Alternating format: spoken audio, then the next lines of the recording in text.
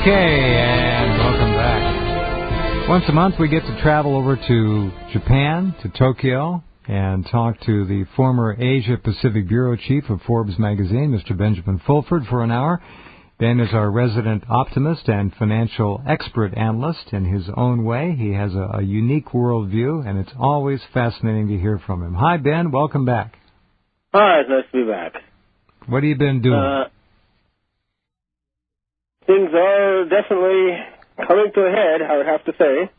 Well, if you're looking at Greece, yes, and I'd like to get your view on the Greece situation. Japan, of course, is being talked about as being, well, bordering on insolvency, and then Toyota has to recall another 50,000 cars from another line of its product inventory, the Sequoia SUV. So I don't know if this is all being done. Let's start with the Greece situation. Yeah. Essentially, what happened was, before they decided to make the euro, the Germans, with their very powerful Deutschmark, were very, very worried about the easy spending Mediterraneans.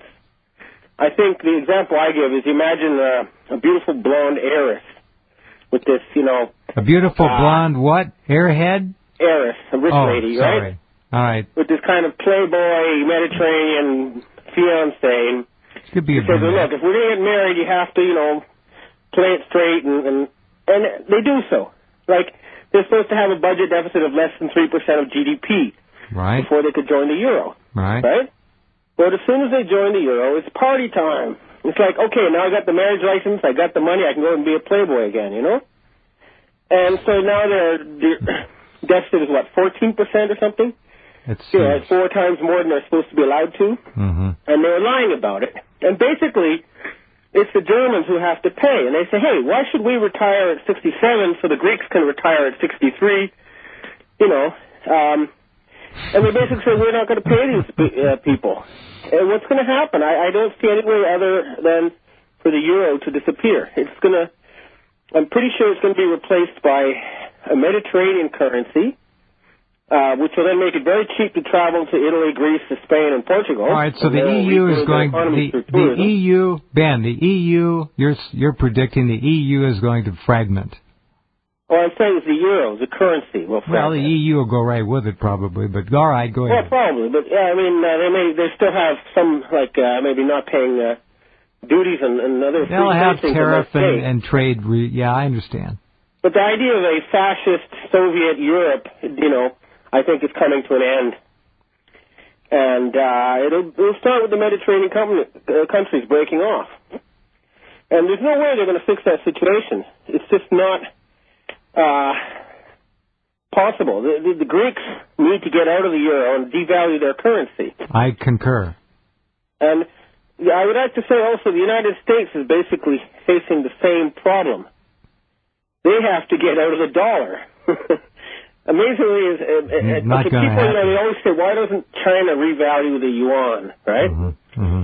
And so that U.S. exports can be more competitive. But that's not the problem. The problem is that the currency that Americans use needs to be devalued.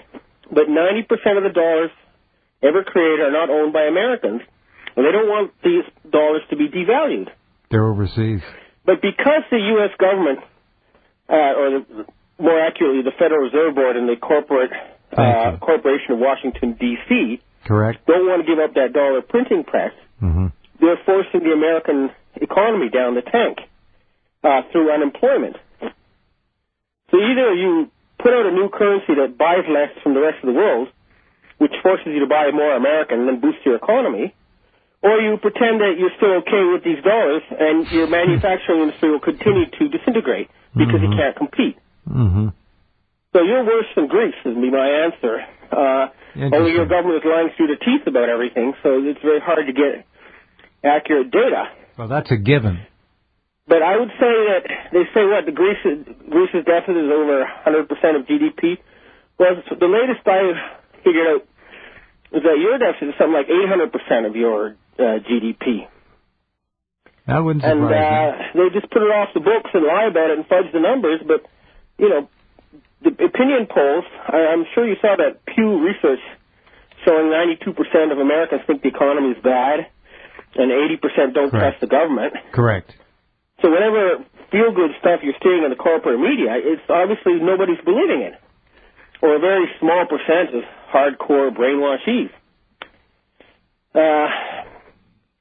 Now, getting back to the Toyota thing, it's clearly they're picking on Toyota. They're finding like tiny little things, and just it's a kind of a game against Japan. But what they don't realize is that the Americans begged Toyota back in the 80s to build factories in America to give jobs to Americans, and that's what they did.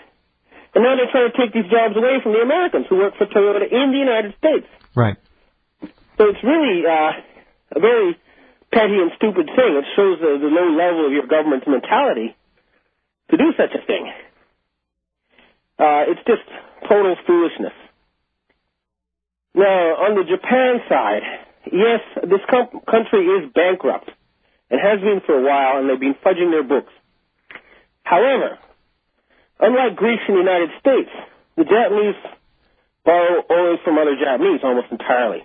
Mm-hmm. That means they don't have to listen to what foreigners tell them in order to fix their problem. I see. They just have to kind of talk among themselves. That's quite an advantage. But basically, it's going to mean lower pensions for the retiring baby boomers. That's the bottom line here. Mm-hmm. This ain't the money and ain't the young people to support them. And there will be something. They might, I've been recommending that they close the banks here and then, fix up the financial system, reboot it, perhaps with a new currency. A yen used to be like $100 bill. You'd have these things like a sen and a sen under it, right? Mm-hmm.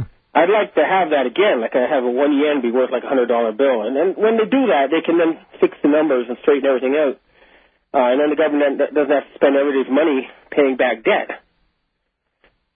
So that's the sort of situation here. And a lot of things are happening under the surface, too.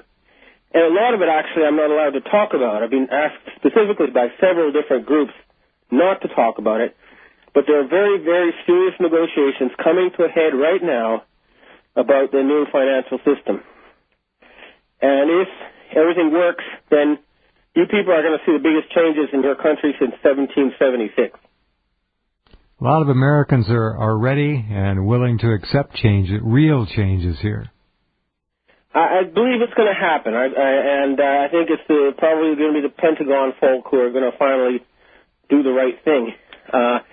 There's just serious horse trading still going on, and the people, in Washington, D.C., they're not going to go out quietly into the night. They're not.